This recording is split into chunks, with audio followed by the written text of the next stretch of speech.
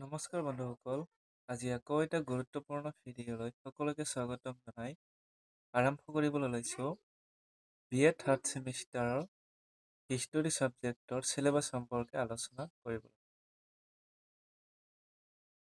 আপোনালোকে নিশ্চয় গম পায় যে হিষ্টৰী ছাবজেক্টৰ আপোনালোকৰ চিলেবাছ পৰিৱৰ্তন কৰা হৈছে 2025ৰ মতে। ঠিক আছে, আৰু থাৰ্ড ছেমিষ্টাৰৰ সম্পূৰ্ণ আপোনালোকে পেপাৰ কেইটা পঢ়িব লাগিব ইত্যাদি সম্পৰ্কে জানিব। ইয়াতে আপোনালোকে চাব পাৰিছে হিষ্টৰী, ঠিক আছে, এইখন হিষ্টৰীৰ চিলেবাছ আছে। তাৰপিছতে আপোনালোকে প্ৰথমে চাব ফাৰ্ষ্ট ছেমিষ্টাৰ, ছেকেণ্ড ছেমিষ্টাৰ, ইয়াতে আছে থাৰ্ড ছেমিষ্টাৰ। ইয়াতে আপোনালোকে প্ৰথম যিসকলে মেজৰ পঢ়ি আছে হিষ্টৰীৰ বিষয়ে এইটো মেজৰৰ কাৰণে যিসকলে মেজৰ পঢ়ি আছে তেওঁলোকে থাৰ্ড ছেমিষ্টাৰত পঢ়িব লাগিব হিষ্টৰী অফ ইণ্ডিয়া। এইটো এটা history of India CE 1757 to 1947 CE। তাৰপিছতে এইটো হ'ল এটা পেপাৰ, দ্বিতীয়টো পেপাৰ পঢ়িব লাগিব এইটো যিটো আপোনালোকৰ দিয়া আছে history of east Asia China and Japan 1839 to 1949। এই দুটা পঢ়িব লাগিব যিসকলে মেজৰ থাৰ্ড ছেমিষ্টাৰত হিষ্টৰীৰ বিষয়ে পঢ়ি আছে।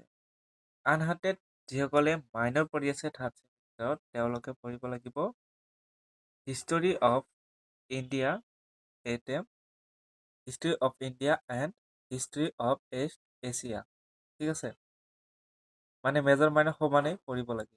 ঠিক আছে, এইটো আছিলে আপোনালোকৰ মাইনৰ যিসকলে থাৰ্ড ছেমিষ্টাৰত হিষ্টৰী পঢ়ি আছে। তাৰপিছতে আপোনালোকৰ SEC ছাবজেক্টটো কি হ'ব সেই বিষয়ে আলোচনা কৰোঁ।